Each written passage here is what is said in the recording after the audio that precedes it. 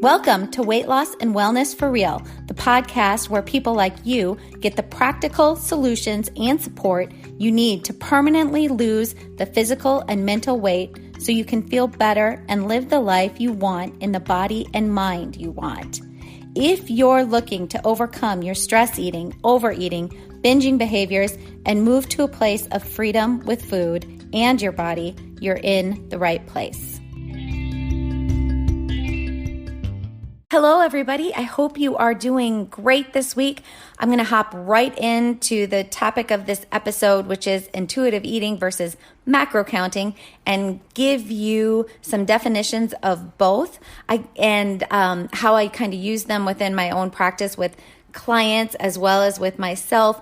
A lot of people ask me questions about these two ways of sort of approaching food or a way of eating.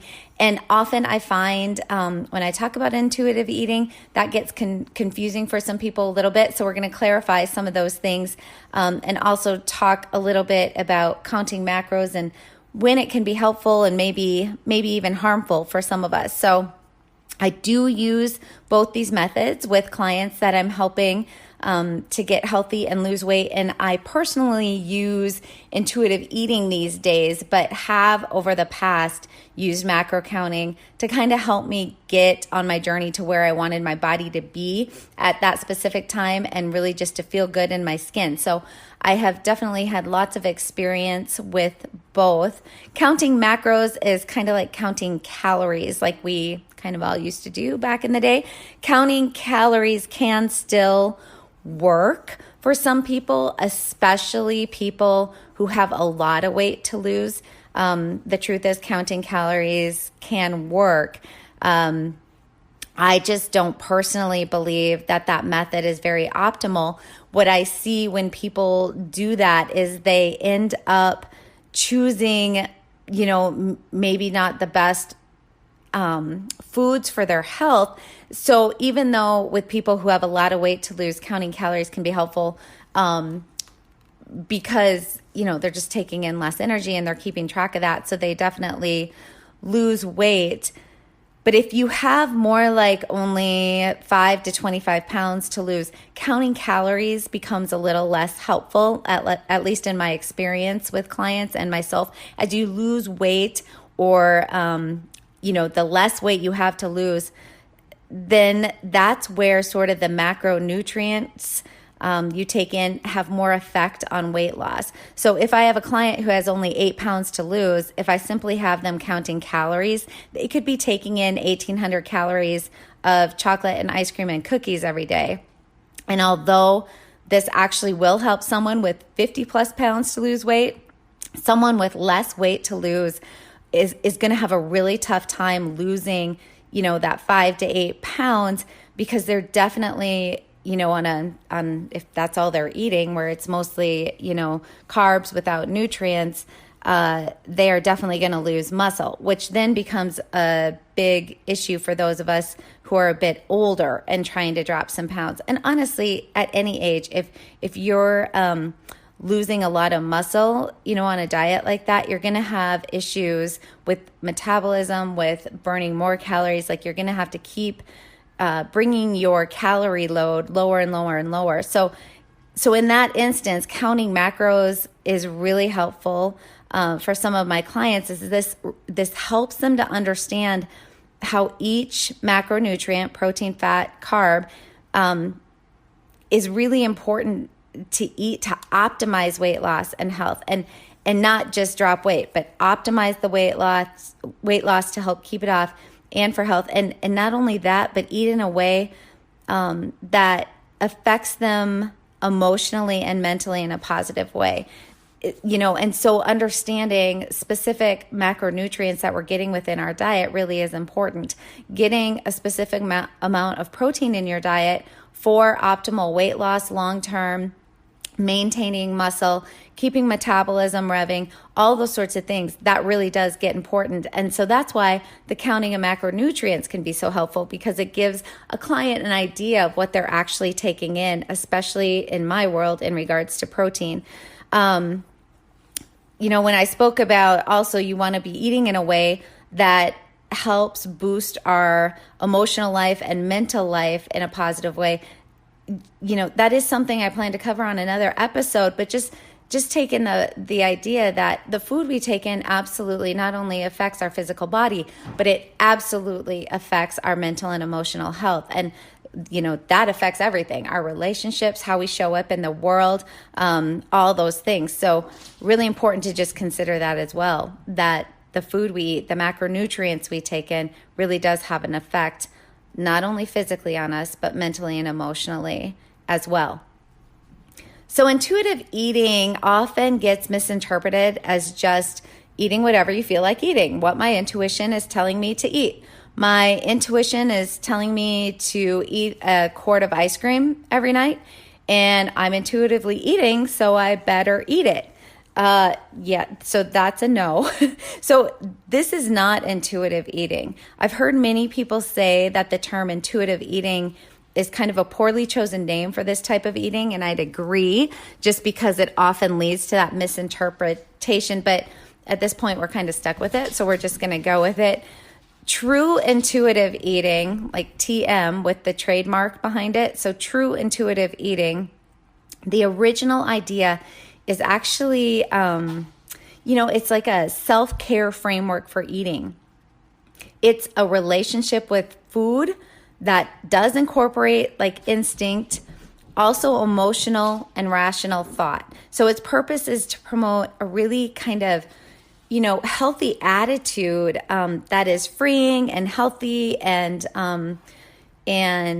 just more positive for food, around food, and also our body image. So that's really the goal of intuitive eating. And that's why intuitive eating can work once skills are learned around it. It can work really well for anyone who has suffered with binge eating or emotional eating or just overeating.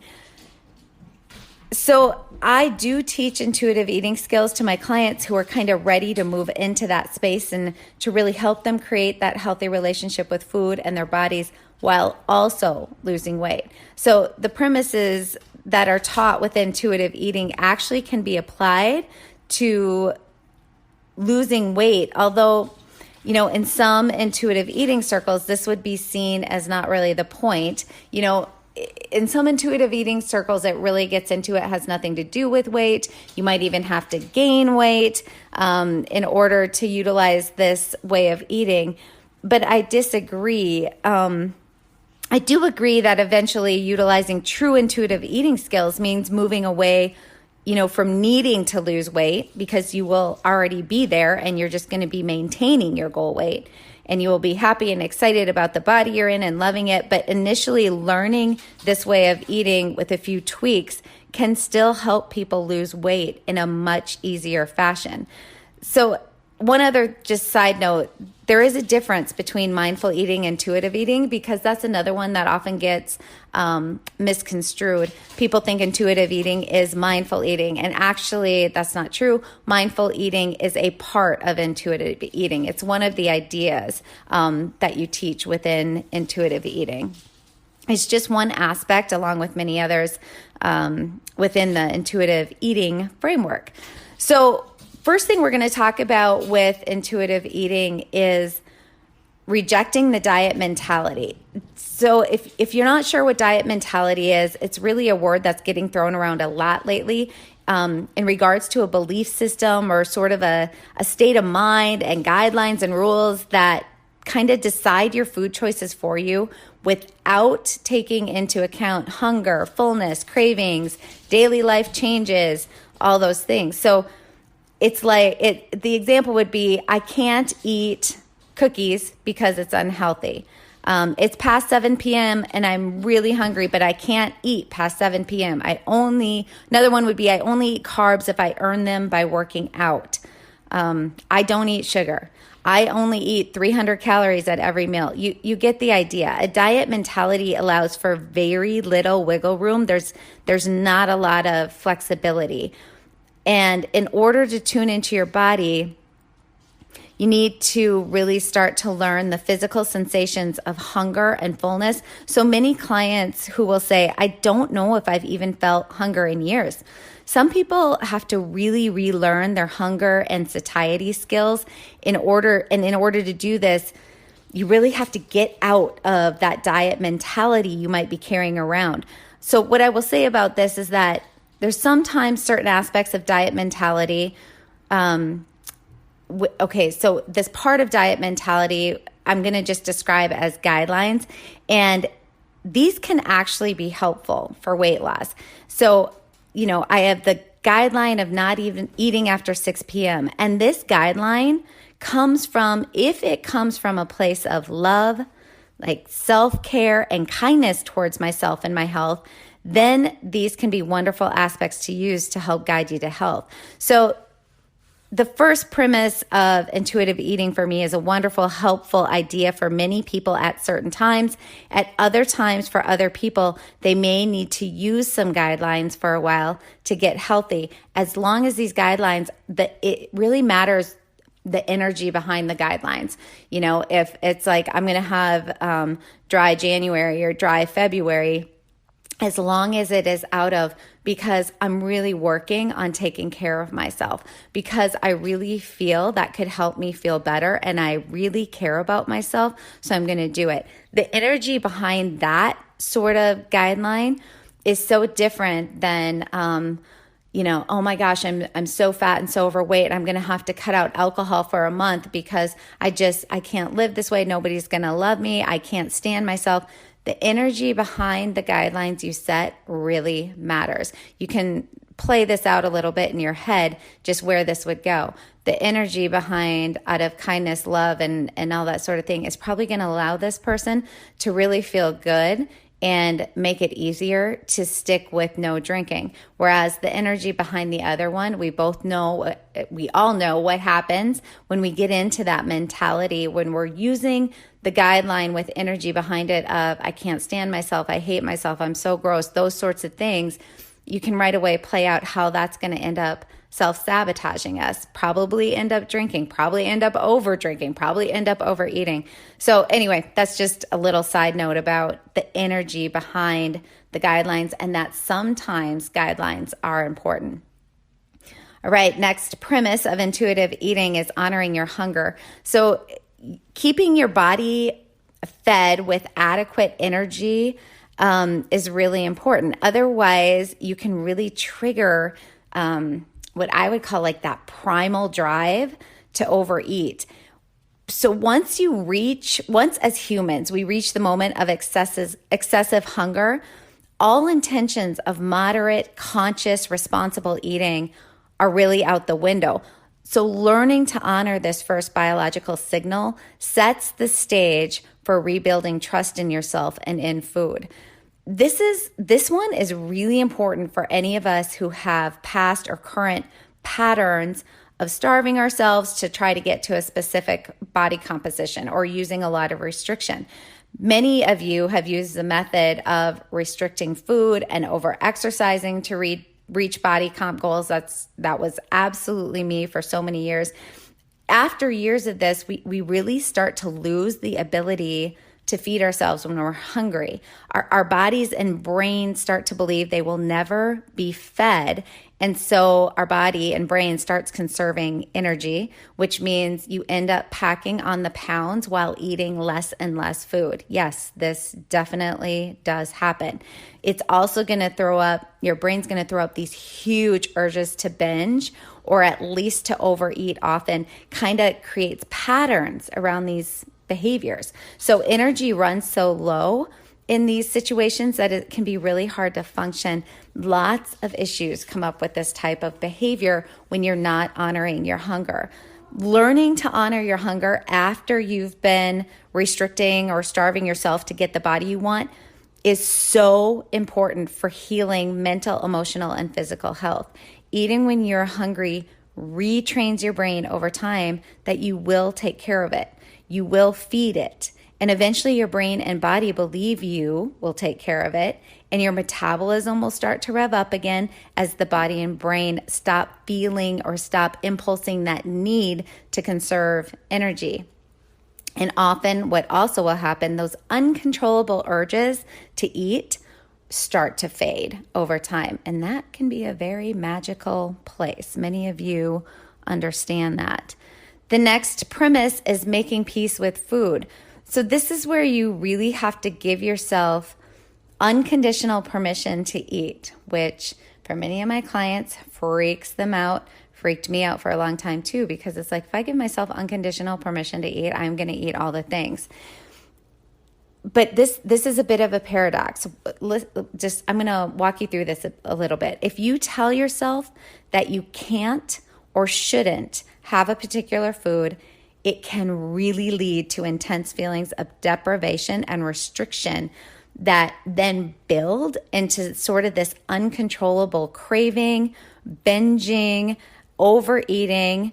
When you finally give in to your forbidden food, eating will be experienced with such an intensity, it almost results in, the concept of, I've heard before someone use the concept of the Last Supper, where it's just like, I got to eat all the things right now. I'll start tomorrow, but I've got to eat all the things right now, like the last supper you're ever going to have. So that overeating and then that overwhelming guilt. I have a client who I offered this idea to of giving yourself permission to eat anything you want. So she was constantly trying to lose weight and wanted to start a new type of eating quite often. Finally, I told her, I just want you to adopt this sentence, this thought, and start telling yourself this as often as possible. I can eat anything I want to eat. I am in control of what I put in my mouth. Sometimes I choose to eat the thing I want. Sometimes I don't, but I am allowed anything. So as soon as she started practicing this thought, she stopped overeating as much and obsessing about food or a specific way of eating. And when that happens, we get out of that fight or flight, our body relaxes, we get into that parasympathetic place of relaxation and calmness around food. And when we de-stress like that, that's also a hormonal cascade that we then experience around food where our body's not stressed. And so that ability to drop fat is even more present when you adopt that sort of thinking. When we incorporate that sort of sentence, this thought, for many of us as restrictors and then overeaters or restrictors and then we binge, it solves almost everything at once, because as soon as you start thinking this, I can have anything I want, the restriction mentality falls away. Your brain starts to believe you, and so it rests and it becomes more calm. And the paradox is when you incorporate this belief over time through on-purpose thinking it, over time you eat less, you stop the binging and overeating, or at least it lessens considerably. Because if you can have the ice cream anytime you want, you stop wanting it so much. The urges for it start to go away. They start feeling less intense. So this is a really big one for many of us. Really, really important to make that peace with food. Another premise of intuitive eating is what they call challenge the food police. Not my favorite term, but the idea is that there might be lots of thoughts in your head that scream things like, you are so good for eating minimal calories, or you are really bad because you ate a piece of chocolate cake.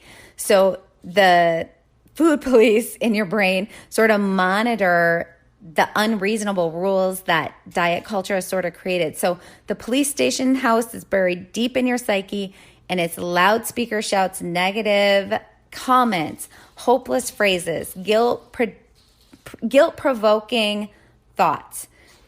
So it's really important to understand, first of all, be aware that this is going on in your head. And then once you're aware of it, start to really challenge these thoughts and shift away from them.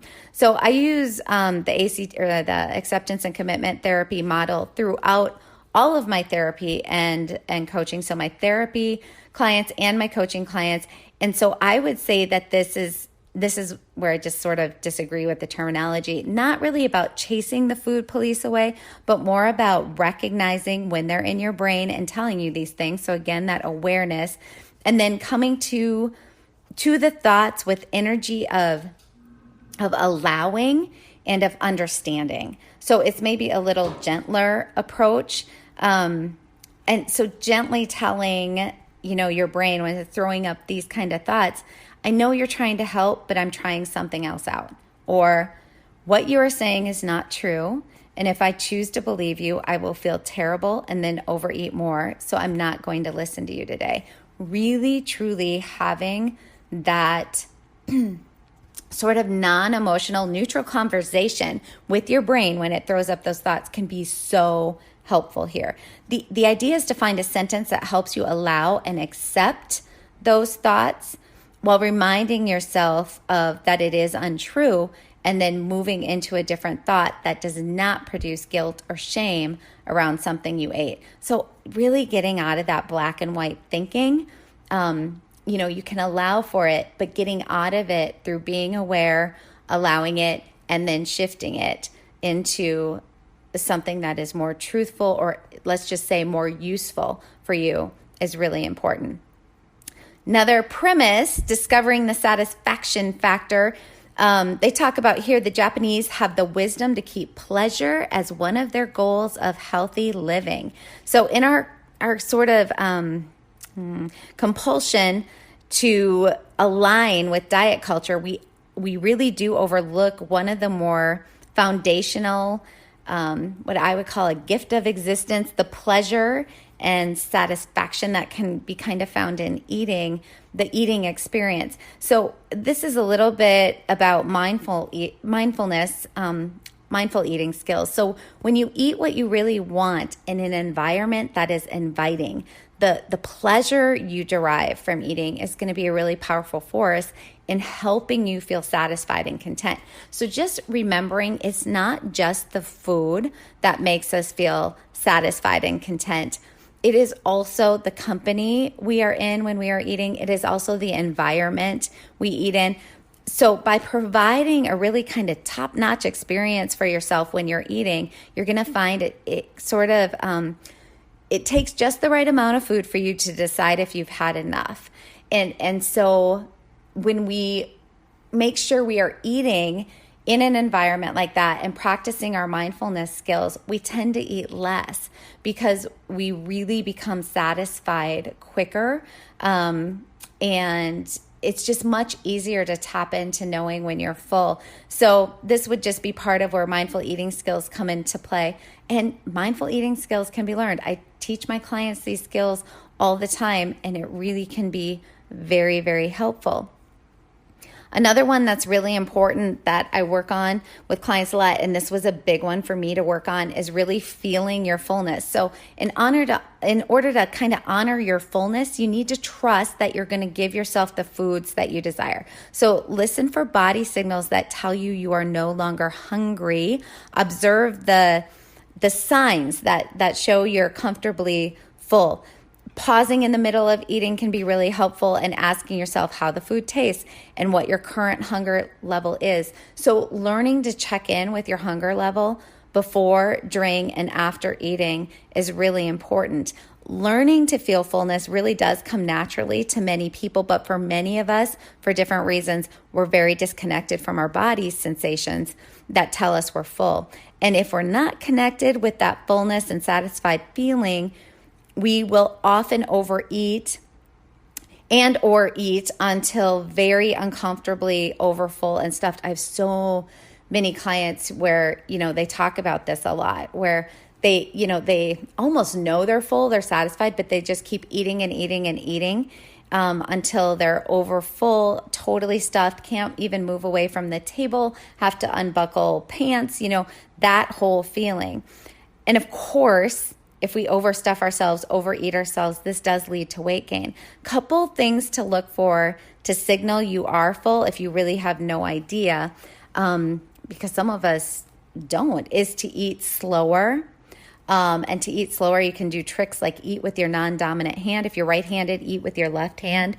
Slowing your eating time down really gives your body more time to process your food and then to release those fullness hormones. So you have an easier time recognizing when your body has had enough, and you will most likely be able to stop eating sooner. Many of us have individual signals as well. And so these are things you have to really pay attention individually for. If you find yourself thinking the thought during a meal, am I still hungry? And if the answer that comes back is maybe, or I'm not sure, you're probably full. That would be a good time to just stop eating if you cannot answer with a definite yes to that question. So stop eating, assume you're full. And the worst case scenario is you got the signal wrong, and you can, if you get hungry later, you can go back and eat. But this one thing allows most people to lose some weight because, tuning in and just paying attention and being mindful in that moment of fullness signals. Typically, we will, and if we're eating slower, we will stop eating sooner. We won't eat as much. Now, there are some of us who also have the compulsion to clean our plate, and that's a whole other thing that I work on with people as well. But the idea is, once you really get in tune with these fullness signals, to try a couple of things to slow down eating, it can be a really amazing way to start dropping weight without feeling that you're restricting anything or having to implement anything super difficult. I hope you are finding something useful from these episodes and this podcast. And if so, please share it with someone else in your life you feel it could benefit. This podcast is also now monetized. So if you really feel you are getting a lot from it and want to help keep it going, please go to the episode show notes. You can just scroll down from wherever you're listening. You'll see a description of the episode, and then you will see it says support this podcast. And then there's a link you can click on. You can click on that link, and that's where you can support the podcast. Even the smallest donation, like 99 cents, helps to keep me producing the podcast. And to those of you who have donated, I really, really appreciate the support. I really do appreciate all of you listening and sharing the space with me. Again, just very thankful for all of you. Another premise of intuitive eating is what they call coping with your emotions with kindness. It's first recognizing that food restriction, both physically but also mentally. So if you have restrictive thoughts about food, even that can and in itself trigger loss of control. I've talked about this probably in almost every episode that I've put out there, but so it can trigger this loss of control when you have restriction, which then can feel like emotional eating. So finding kind, compassionate ways to comfort, to nurture, to distract, and sort of move through these issues is really important. Anxiety, loneliness, boredom, anger, they're all all the emotions. We're going to experience them throughout our entire lives, no matter what. Each emotion kind of has its own trigger thought, and each has its own strategy or behavior to try to calm the emotion. And a lot of us go to food to try to calm that emotion or to create an emotion that we want to feel. So reminding ourselves and doing the thought work around food will not fix any of these things. Food does not fix feelings.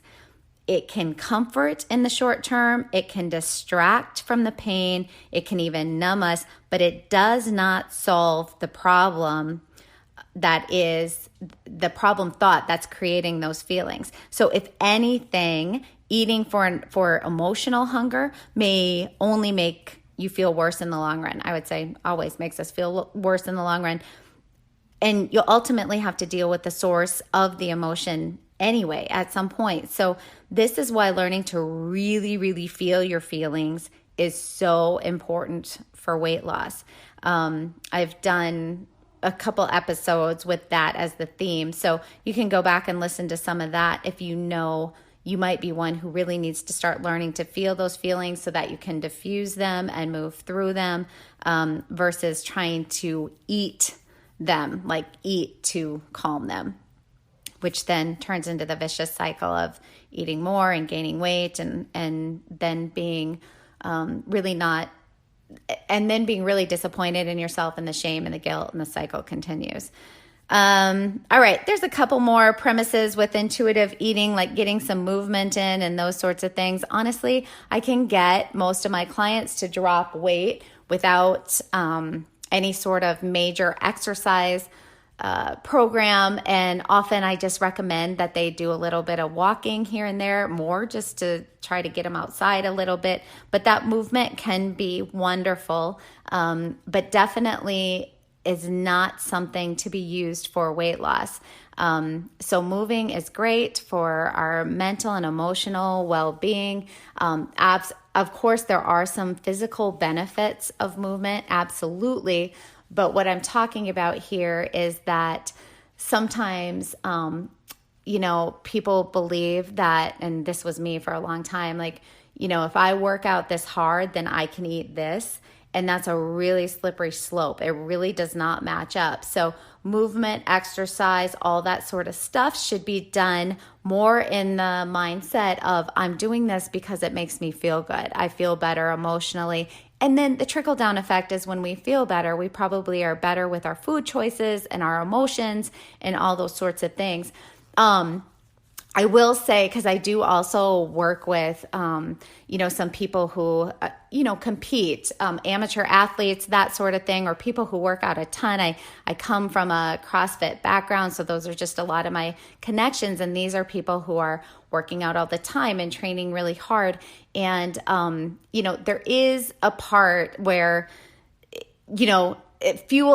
they can eat more is the truth, because they're burning so much, but it still comes down to, if those athletes want to lose weight, if they're over exercising and all those things, and by the way, just think about this. There are a lot of over exercisers or people who train all the time who are overweight. And the reason for that is because when you overtrain or you exercise too much, your body is just dying for food. So it throws up all the overeating urges and all that sort of stuff. So those people can actually have a lot of weight. So when I get those athletes and they want to drop a few pounds, actually the first thing I've done with every single one of them is lessen their exercise load. And by just doing that, I have had clients drop weight. If I can get them more into just a movement routine, they can still train really strong. But, I'm talking about when they're overdoing it to where they keep putting on pounds and putting on pounds because the body is not balanced. So those are just some, I guess kind of on a tangent about the movement piece. But okay, last one. So you really want to make food choices that honor your health and taste buds while making you feel good. So remember, you do not have to eat perfectly to be healthy. You're not suddenly going to get like a nutrient deficiency or become unhealthy from one snack, one meal, or one day of eating. It is what you eat consistently over time that matters. So progress, not perfection, is what counts. And little caveat, some of you do have special diets out there, and I understand that there's allergies and all those things. So I'm not saying to go eat the food that causes you to have, a really bad physical reaction. I am talking in general about people who do not need to eat specifically for a health reason, but are also trying to drop weight. So getting into that mentality of it's progress, not perfection. I'm not always going to eat perfectly, and I don't need to eat perfectly to be healthy and lose the weight I want to lose. With each client I do partner with them to decide with them what type of eating might be best to start them with. So for some, it is simply counting macros and having a daily plan of small specific behaviors to engage in. That they do really, really well on. They need a little bit more of that structure at first. It helps them feel motivated to stick with it for a couple weeks to initially drop some weight, so then they're motivated to keep going on. But for others, we hop right into teaching intuitive eating. For some, I do a mixture of both. The point here is that I ask questions about lifestyle.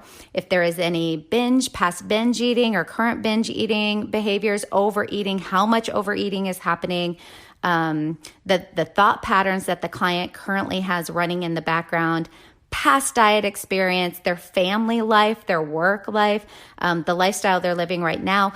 Each individual is dealing with different situations and a different personality. So understanding yourself and asking yourself some questions on which style might initially work best for you is really important. Eventually, the goal of my program is when a client hits his or her maintenance goal for weight, they are already using a system that is completely doable for life. It's easy, it's simple, and for them, it does not feel like work or take energy. It's just very, I guess we could use the word intuitive in nature. So I hope that gives you some ideas on how to begin to think about implementing a specific way of eating for your weight loss, whether it's macros you're thinking about or intuitive eating or something like that. I found both methods can be effective for different individuals. Different individuals do well using one or the other, or sometimes both, or at different times in their lives. It all really comes down to you, that unique you, and figuring out what is accomplishable for you. That is the key. It has to be doable. It has to be accomplishable.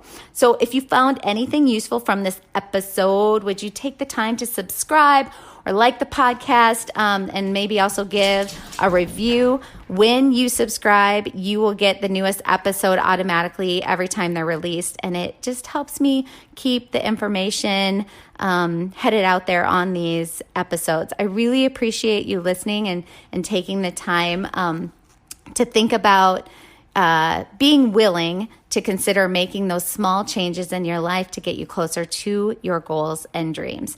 You can head over to all my social media stuff for more resources. I have a recipes only page at Peak Protein Recipes on Instagram, just a collection of recipes, high protein, low carb. And then you can also go over, follow me at Instagram for more information that I post weekly, and that is at Heinen Counseling and Coaching. Name is spelled Heynen, and also to my website, heatherheinen.com. If you keep listening right now, you'll get a little bit more detailed information on all that kind of stuff. So enjoy the rest of your week and work on one behavior from this episode that we talked about today and see what changes come about for you. Did you know you can find a lot more help from me on my website?